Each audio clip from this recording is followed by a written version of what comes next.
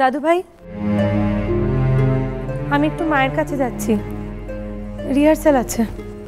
ও বাবা, তুমি আবার আগের মতো নাচ টাচ করবে নাকি? হ্যাঁ সোনা ঠাম্মা, আমি এখন থেকে ঠিক করেছি নিজেকে এভাবেই ইনভলভ রাখবো,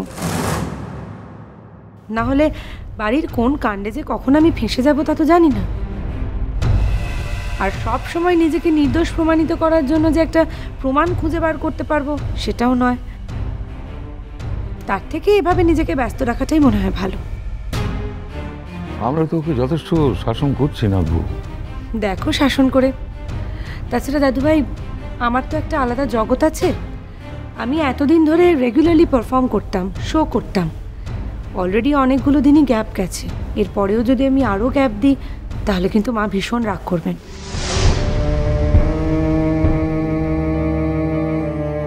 অনেক কষ্ট করে তো আমাদের নাচটা শিখতে হয়েছে না, শুধুমাত্র ফেল করতে করতে ক্লাস 9 অবধি পড়ে তারপরে পড়াটা ছেড়ে দিয়েছি। তারপরে একটা সুযোগ দেখে ভালো বংশের একটা ছেলেকে ফাঁসিয়ে নিজের স্বার্থ সিদ্ধি করেছি এবং আবার আমার মা তাতে ইন্ধনও জুগিয়েছেন। এমনটা তো আমার হয়নি না।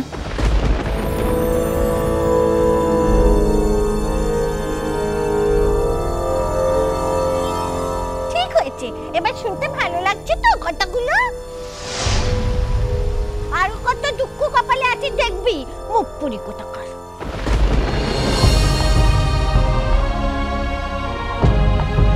জাগে জাগে যাক, অনেক কথা হয়েছে। এই যে ভেবেছিলুম নাতবউ তোমাকে সব শিখিয়ে পড়িয়ে নিতে পারবে তো, কিন্তু তুমি যা কাণ্ড করলে সে পথ হারালে। এখন তুমি বড় বৌমার সঙ্গে সঙ্গে থেকে বাড়ির সব কাজকর্ম শিখে নেবে, বুঝেছো? কি কানে কথা গেল নাকি? মুহা দিচ্ছ না কেন? তুমি যা বলছো তাই করবো ঠাম্মা।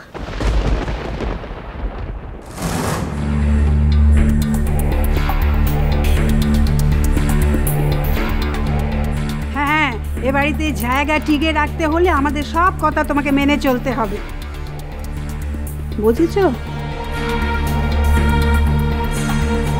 তার মধ্যে প্রথম কথা হলো তোমাদের ওই কি ঢিঙাবাসী, তাদের সঙ্গে সব সম্পর্ক তোমাকে চুকিয়ে দিতে হবে গো।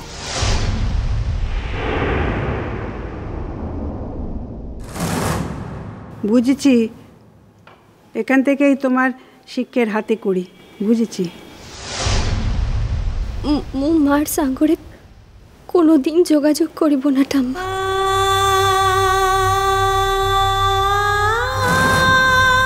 বলে দিন মা, লুকিয়ে লুকিয়ে ফোন করা বা চিঠি লেখা কোনো কিছুই চলবে না। ওসব করবো না মা। হ্যাঁ, একেবারে বাধ্যতার জন্য দেশের শ্রেষ্ঠ পুরস্কারটা দেয়া হবে। যাই, আমি নীলটা তো বেরোবে, ওর খাবারটা গুছিয়ে নিয়ে আসি। বেরোবে কি দিদি ভাই? নীল তো লজ্জায় ঘেন্নায় ঘর থেকেই বেরোচ্ছে না। না না, এতে ঘেন্নার কি আছে? ও কি কিছু শিখিয়ে দিয়েছিল নাকি? দুদিনের চেনা একটা মেয়ে, ওর দায় কিসের? কি বলছো বাবা? দায় তো ওরই। এত কিছু হওয়া সত্ত্বেও ওকে এই মেয়েটাকে ঘাট থেকে ঝেড়ে ফেলে দিতে পেরেছে? পারেনি।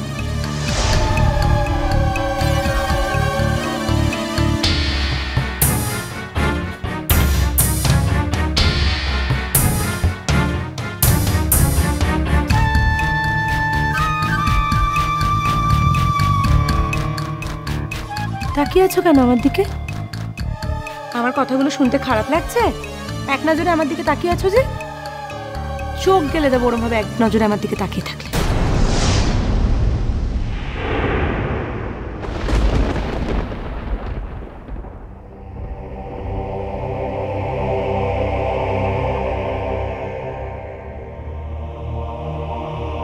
আসতে পারি?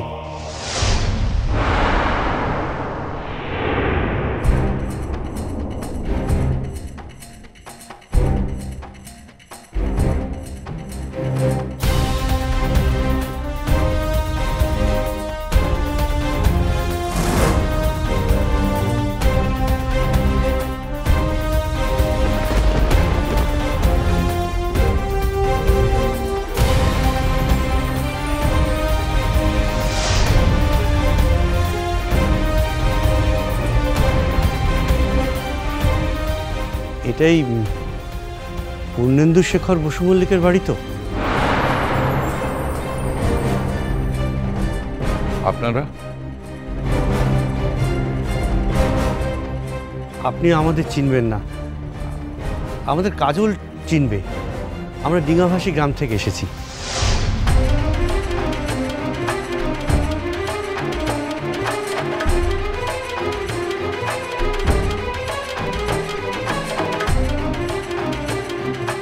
ইনফ্যাক্ট কাজলের মা আমার সঙ্গে এসে। তা আপনারা হঠাৎ?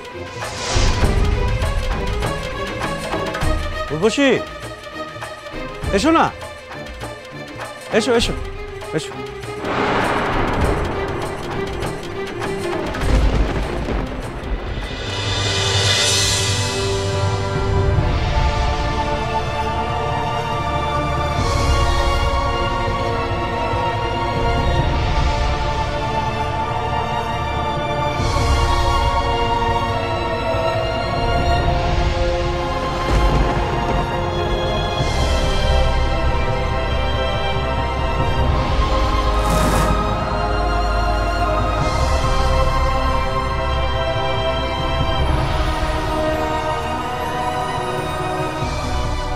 কাজলের মা, মেয়েটা ওভাবে চলে আসার পর থেকে মানে অনেকদিন দেখা সাক্ষাৎ নেই তো, খুব কান্নাকাটি করছে।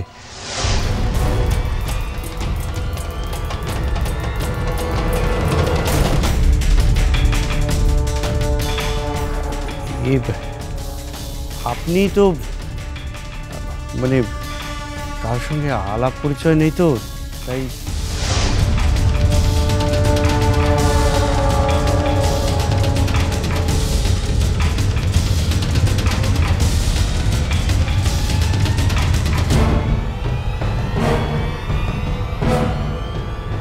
আপনি আমার মেয়েটাকে আশ্রয় দিয়েছেন। থাক থাক থাক, পায়ে হাত দেওয়ার কোনো দরকার নেই।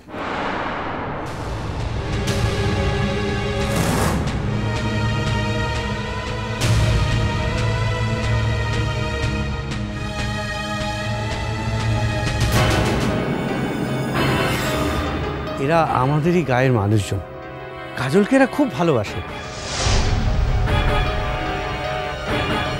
অনেকদিন দেখা সাক্ষাৎ নেই তো, তাই বললো সবাই মিলে একসঙ্গে যাব, একবার চোখের দেখা দেখা যাবে এই আর কি।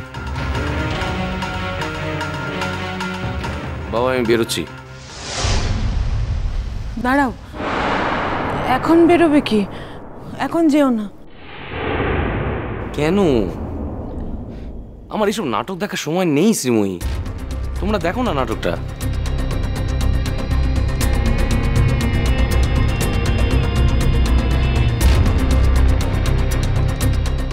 তুমি কেমন আছিস মা? ভালো আছিস তো? আচ্ছা দাদু ভাই, আমি বেরোলাম, আমার দেরি হয়ে যাচ্ছে। দাঁড়াও ভূমি, ভূমি তুমি যেও না, একটু দাঁড়িয়ে যাও। তোমরা সবাই চলে গেলে আমরা তো এদের চিনিও না, তবুও তুমি বরং। না মেজু কাকিমা, আমিও এনাদের খুব একটা ভালো করে চিনি না।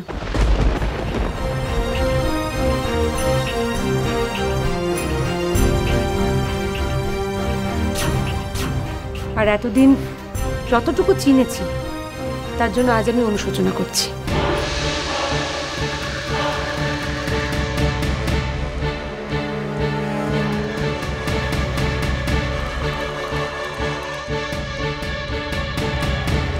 আমি চাই না যে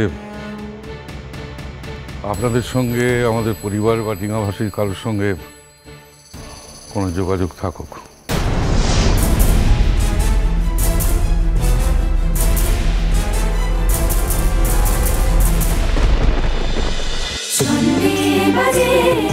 জন্মপথ